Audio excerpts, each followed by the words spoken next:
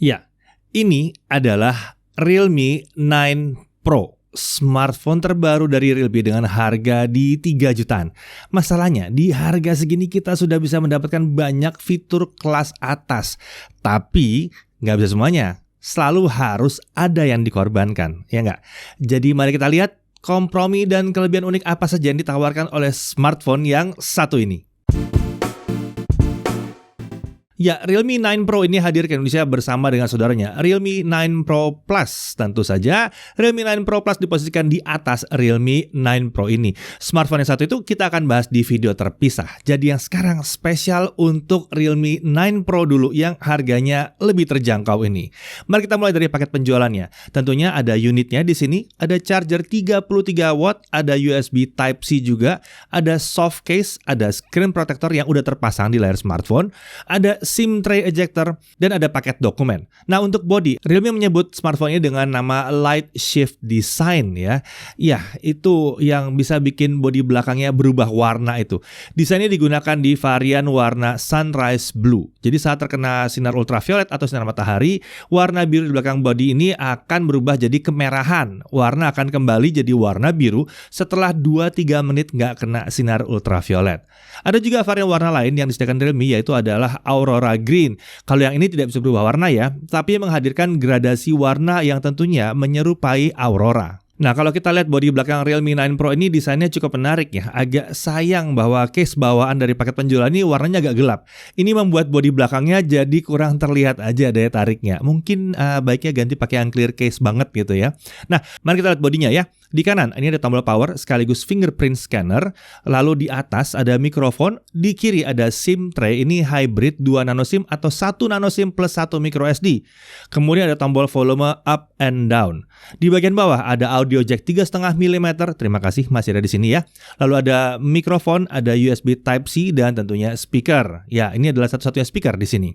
Kemudian di sisi depan ada layar 6,6 inci. Ini Full HD Plus 2412x1080 pixel ya. Refresh rate-nya sampai dengan 120 Hz dengan touch sampling rate di 240 Hz. Untuk refresh rate-nya dia punya 6 level ya, 30 Hz, 48 Hz, 50 Hz, 60 Hz, 90 Hz dan 120 Hz. Tentunya tujuannya untuk menghemat daya. Nah, terkait refresh rate ini kami sempat mencoba mengatur ke setting auto dan melihat apakah refresh-nya benar-benar berubah sesuai dengan klaim Realme. Hasilnya, saat kita jalanin video 50 fps di YouTube, refresh rate layarnya terdeteksi turun ke 50 Hz juga. Sementara saat kita putar film di Netflix, refresh rate layarnya turun ke 48 Hz. Jadi ini sesuai dengan klaimnya Realme. Sayangnya, kami belum menemukan saat di mana refresh rate-nya turun ke 30 Hz. Nggak tahu kenapa. Mungkin nunggu update dulu ya. Kemudian untuk panel, ini adalah panel IPS tentunya ya. Jadi ya harusnya lebih awet ya panel IPS. Maksimum brightness-nya ada di 600 nits. Ini untuk HBM ya, lalu untuk tipikalnya di 430 nits. Nah, saat kami coba, layar di Realme 9 Pro ini memang menawarkan brightness di kisaran 430 nits untuk penggunaan dalam ruangan. Sementara itu untuk color gamutnya, berdasarkan pengukuran kami, ini di mode Vivid, color gamutnya itu coverage 99,7% sRGB, 96,3% DCI-P3. Sementara untuk mode standar, gamut coverage 94,6% sRGB atau 67,6% DCI-P3. Layarnya bisa mantap juga ya, walaupun bukan OLED tapi color gamutnya bisa pakai mencapai DCI-P3 juga. Nah, untuk screen to body ratio klaim Realme ini adalah 90,8%. Lalu di sini kita lihat earpiece ada di bezel atas layar ya, dan ada kamera selfie di punch hole di area kiri atas layar. Ini adalah kamera selfie 16 megapiksel f2.1. Untuk perekaman video bisa mencapai 1080p 30 fps. Kita beralih ke sisi belakang. Ini kamera utama, 64 megapiksel nightscape camera. Nanti kita jelaskan kenapa namanya nightscape ya. 64 megapiksel main camera ini adalah bukannya f1.79 dengan autofocus. Lalu ada 8 megapiksel super wide atau ultra wide harusnya ya. F2.2 field of view-nya 119 derajat, lumayan lebar. Lalu kemudian ada 2 megapiksel makro f2.4, fokusnya 4 cm. Yang harusnya nggak usah ada aja, nggak apa-apa juga kok. Lalu ada LED flash. Nah, untuk perekaman video, kamera ini hanya bisa mencapai 1080p 30 fps. Sayang sekali nggak ada 60 fps ya di sini. Untuk slow motion dia bisa 720p 120 fps. Untuk fitur-fitur ya segudang ya, ada street photography mode, ada AI night mode, ada pro night mode, ada 64 megapixel mode, ada pro photo, ada movie mode, pro video ya. Lalu ada starry mode, ada dual view video, ada ultra macro dan sebagainya. Beralih ke isinya. Ya, semua udah tahu dong, ini isinya pakai Snapdragon 695 yang 6 nanometer itu. Dan kita udah pernah tes ya. Kita udah pernah keluarkan hasil benchmark ya, bener nggak? Ya, kita lanjutin aja ya kalau gitu ya. Oke, untuk RAM yang kami uji ini yang 8 GB RAM dengan storage internal 128 GB. Saat pertama dinyalakan, storage sudah kepakai sekitar 23 GB. Ada fitur dynamic RAM expansion juga dengan opsi hingga ekstra 5 GB. Selain yang 128 ini juga ada varian yang lebih murah yang di 6 GB 128. Saya nggak ngerti kenapa bedanya cuma di RAM doang ya. Kalau RAM-nya 6 versus 8, kemungkinan saya akan pilih yang 6 GB aja. Ya, udah gede untuk ukuran segini ya. Lanjut, baterai 5000 mAh dengan charging 33 watt. Ya, nggak masalah lah charging 33 watt. Bukan super kencang, tapi chargingnya harusnya nggak lama-lama amat ya. Untuk OS dia pakai Realme UI 3, basisnya Android 12. Lalu untuk sensor dia pakai accelerometer, ada gyronya, ada proximity sensor, light sensor, dan ada magnetic induction sensor juga. Fitur keamanannya tentunya tadi ada fingerprint dan dia juga bisa face unlock. Untuk konektivitas dia bisa 4G dan tentunya 5G karena ada modem X51 5G di Snapdragon 695. Ini membuat 9 Pro ini bisa 5G ya, asik ya. Untuk Wi-Fi 2,4 GHz dan 5 GHz. Saat kita pakai di router Wi-Fi 6, koneksi yang dilakukan ke router hanya standar Wi-Fi 5. Lalu untuk Bluetooth adalah Bluetooth versi 5.1 dan tentunya ada NFC di sini. Lengkap ya, ada NFC juga di sini. USB-nya juga bisa OTG. Tenang, cuma memang belum bisa display output ya di USB-nya ya. Jangan terlalu banyak berharap. Nah, mari kita masuk ke uji performa. Walaupun sebagian udah pernah kita lihat, tapi kita ulang lagi sekali lagi deh. Untuk benchmark Antutu 8 334 ribuan, Antutu 9 di 392 ribuan, dikit lagi nyampe 400 ribu ya. Geekbench-nya Geekbench 5 single core 694 dengan multicore di 2060. Lalu kalau kita lihat CPU throttle test, pengujian ini hanya turun ke 94%. Jadi ini stabil banget. 3D Mark Slingshot Extreme OpenGL ES 3.1 graphics score-nya ada di 2847. Sementara itu 3D Mark Wildlife Stress Test base score-nya 1217 dengan lowest score di 1209. Ini berarti konsistensinya ada di 99,3%. Stabil sekali ya. GFX Bench T-Rex offscreen 1080p di 94 fps, sementara Manhattan 3.1 offscreen di 34 fps. High performance mode ada juga di smartphone ini, tapi nggak kami coba. Hasil benchmark yang kita dapatkan, kita tes beberapa, nggak beda-beda amat ya pada saat mode ini aktif. Lagi pula di mode normal juga konsistensi performanya udah tinggi, jadi ya udahlah normal aja. Kita beralih ke gaming yuk. Nah, PUBG Mobile settingan terbuka sayangnya hanya Smooth Ultra, yang berarti gamenya cuma bisa jalan di maksimum 40 fps. Performa SoC ini jelas sanggup untuk jalanin di 60 fps, sayangnya nggak dikasih aja. Jadi ini masalah izin dari PUBG Mobile. Jadi Realme tolong kerjasama dengan PUBG Mobile supaya kebuka ya settingannya. Atau kalian mau coba buka sendiri, silahkan ya. Kita beralih ke Mobile Legends. Setting ultranya bisa diakses dan saat kami gunakan ini bisa dapat frame rate di kisaran 58-60 fps. Dengan sesekali dia drop ke 50-52 fps. Ini masih terbilang nyaman sih. Tapi kalau mau bebas frame drop, bisa coba matikan shadow.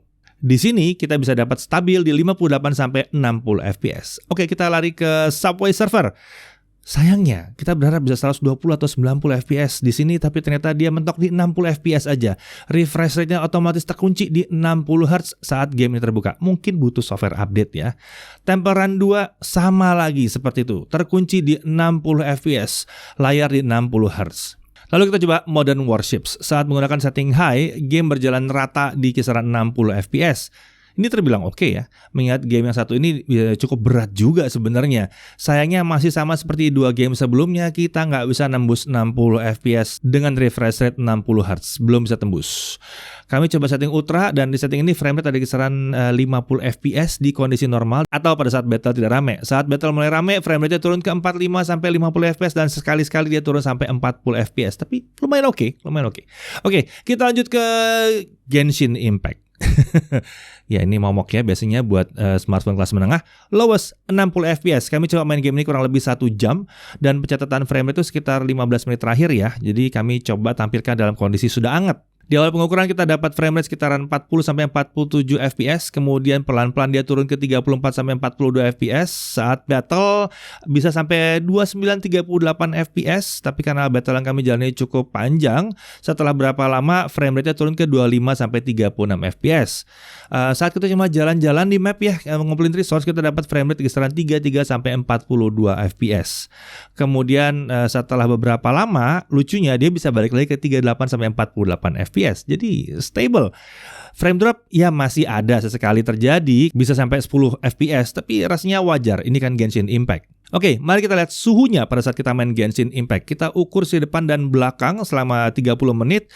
Untuk si depan, area panasnya ada di area tengah di sisi atas smartphone. Suhu tertinggi tercatat pada kisaran 37 sampai 38 derajat Celcius. Wow, itu nggak tinggi sih. Suhu tercatat berarti, jangan suhu tertinggi. Ya, itu nggak tinggi.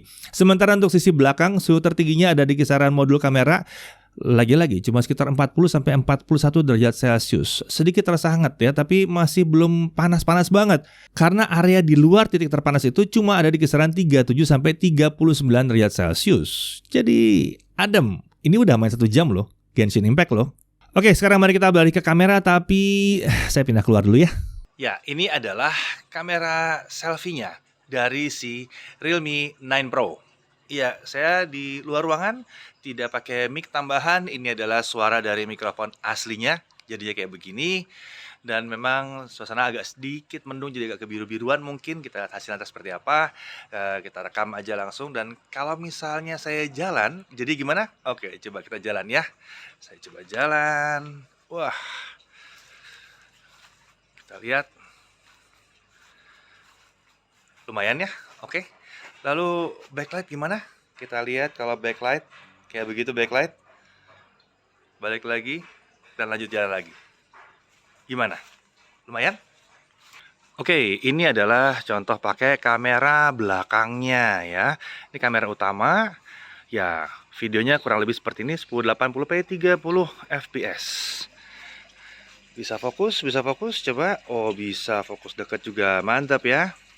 Nah, kalau ini adalah ultra wide-nya. Nah, ultra wide-nya kurang lebih kayak gini nih jadinya nih. Lebih lebar ya. Tuh, tangan saya asik lebih lebar. Sayangnya kalau ultra wide memang tidak ada autofocus. Tapi ya nggak ada masalah. Paling nggak kita bisa dapat sudut yang lebih lebar. Sekarang kita masuk ke mode movie. Ya, ini mode movie. Kita bisa ngatur banyak hal manual di sini. Dan aspek ratio jadi melebar sekali seperti ini ya. Coba kita jalan, kita lihat kestabilannya di mode movie seperti apa. Saya jalan, lebih seperti ini jadinya ya. Ini pakai kamera utamanya, pegang pakai tangan satu aja ya. Hasilnya ya gini jadinya. Nah, kita juga bisa pindah ke kamera yang lebih lebar di mode movie ini. Coba kita coba kalau jalan gimana jadinya. Kurang lebih seperti ini. Iya, mantap ya. Sebentar, ada yang salah dengan video-video tadi? Ya, di perekaman awal saat selfie ternyata suara dan gambar nggak sinkron ya. Ini bisa masalah kalau kita buat video pakai kamera depan. Kalau pakai kamera belakang sih nggak ada masalah sepertinya. Ini bukan masalah yang nggak bisa diperbaiki dengan video editing seperti CapCut, tapi semoga ada update untuk memperbaiki ini. Selain itu terlihat bahwa kestabilan juga nggak hebat-hebat banget nih. Sayangnya lagi mode movie menghasilkan resolusi 720p bukan 1080p. Ya, lagi-lagi kita berharap ada update untuk ini ya. Beralih ke foto, hasilnya cukup berbeda nih. Coba cek foto-foto ini. Detail tinggi dan warna dengan saturasi tinggi itu bisa terlihat pada hasil foto si Realme 9 Pro. Keren banget, terutama kalau AI Scene Enhancement dihidupkan. Ini sih, wow, luar biasa. Foto portrait pun terlihat cukup rapi nih bokehnya nih. Perhatikan juga foto yang satu ini. Di sela jari-jari kita masih bisa lihat itu rapi bokehnya. Lalu mari kita coba foto di malam hari. Tanpa night mode, taman di rumah ini gelap dan ya detailnya ancur-ancuran ya. Dengan night mode hasilnya wow, ini luar biasa. Jauh lebih detail seperti ini. Mungkin nggak terlalu jauh lebih terang tapi detailnya luar biasa. Ini baru night mode, kelihatan jelas bedanya. Perhatikan juga foto ini, tanpa night mode cukup gelap ya. Lalu dengan night mode jadi lebih terang dan detail jadi lebih jelas lagi. Jadi mau foto-foto di cafe nggak ada masalah nih walaupun pencahayaannya nggak cukup terang. Lalu untuk selfie juga sama, tanpa night mode hasilnya kurang oke nih, detailnya nggak asik. Lalu dengan night mode detailnya jadi lebih baik secara keseluruhan dan lebih terang juga. Mantap nih night mode-nya. Oh ya, kalau dibutuhkan, Realme 9 Pro ini juga bisa memotret manual menggunakan mode Pro. Di sini ISO bisa mencapai 6400, speed paling lamban bisa sampai 32 detik dan bahkan kita bisa pakai mode RAW juga ya. Secara singkat, kami merasa bahwa kemampuan fotografi Realme 9 Pro ini berkelas, sementara kemampuan rekaman videonya masih membutuhkan update perbaikan dari Realme. Oke, kamera gimana? Lumayan oke? Sekarang mari kita coba tes baterai ya. Video playback 1080p kita bisa dapat 27 jam. Wow, ini hasil yang luar biasa untuk smartphone dengan baterai 5000 mAh dengan performa segini. Biasanya 20-22 jam itu udah bagus ya. Smartphone ini tembus 27 jam. Keren. Sebagai catatan tambahan, kami tidak menggunakan setting optimasi baterai tambahan yang disediakan oleh Realme. Jadi ini benar-benar out of the box, langsung dijalanin aja. Kurang lebih dapatnya begini. Lalu untuk gaming, kalau kita main Genshin Impact selama 30 menit, baterainya hanya berkurang 9%. Ini keren karena biasanya yang umum itu standarnya di 10-11%. Lalu untuk charging kita lihat dari 0 sampai 50% itu hanya butuh waktu 28 menit. Untuk dari 0 sampai full dia butuh waktu 1 jam 14 menit. Ini chargingnya normal dan lumayan oke di sini untuk kelas harganya. Oke, mari kita jawab pertanyaan-pertanyaan umum seperti Netflixnya gimana? Bisa HD nggak? Bisa, Full HD, wideband-nya sudah L1 di sini, aman. Sayangnya untuk YouTube HDR-nya belum bisa. Untuk touch delay kita pakai real drum di sini dan ternyata ya touch delay-nya nggak terasa, nggak terasa ada touch delay dengan real drum ya. Wi-Fi sharing gimana? Bisa, tersedia menunya melalui personal hotspot.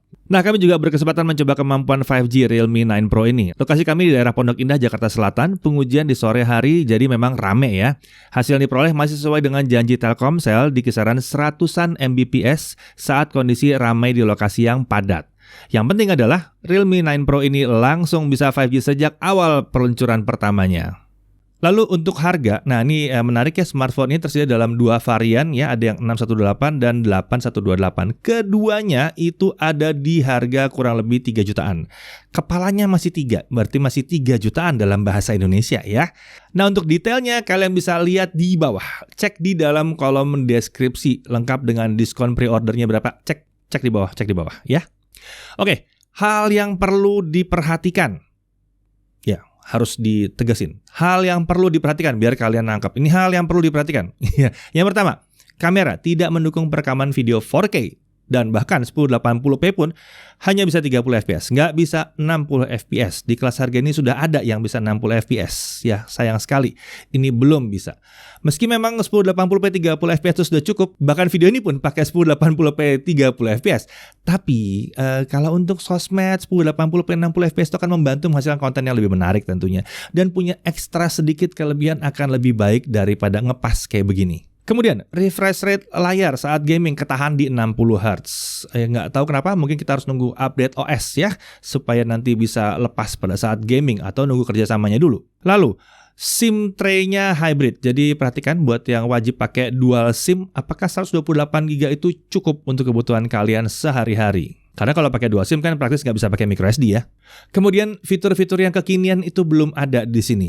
Seperti sertifikasi IP rating misalnya atau stereo speaker misalnya, itu belum ada di sini. Dari sisi kelebihannya, performa ini ditawarkan stabil dan bagus banget. Si 695 ini asik banget dan stabil performance-nya ya.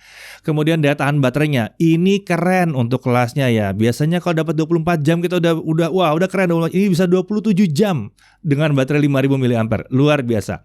Lalu udah siap 5G. Ya, mereka juga menyebutkan bahwa Realme 9 Pro ini datang dalam upaya mendekatkan 5G ke masyarakat. Dan kemudian sudah bisa Android 12 out of the box dan dia punya light shift design spesial buat yang warna yang satu ini ya. Jadi warnanya unik ya. Fitur auto refresh rate-nya juga setidaknya bisa berfungsi dengan cukup baik. Masih ada audio jack ya, buat yang nyari audio jack masih ada di sini, tenang. Hasil fotonya keren, bahkan foto di malam hari dengan kamera depan dan belakang itu mantap di sini. Fitur kameranya pun segudang, sensornya terbilang cukup lengkap di kelasnya. Ya, jadi singkat kata, kalau hybrid SIM card dan perekaman video 1080p 30 fps tidak menjadi kekurangan yang berarti, Realme 9 Pro ini hadir sangat menarik di harganya yang di kisaran 3 jutaan rupiah. Terutama mengingat daya tahan baterainya yang sangat mantap dan kemampuan kameranya di kondisi gelap yang keren banget. Tampaknya smartphone di harga 3 jutaan jadi makin menarik ya sekarang. Saya Didi Irfan, Jaga TV TV.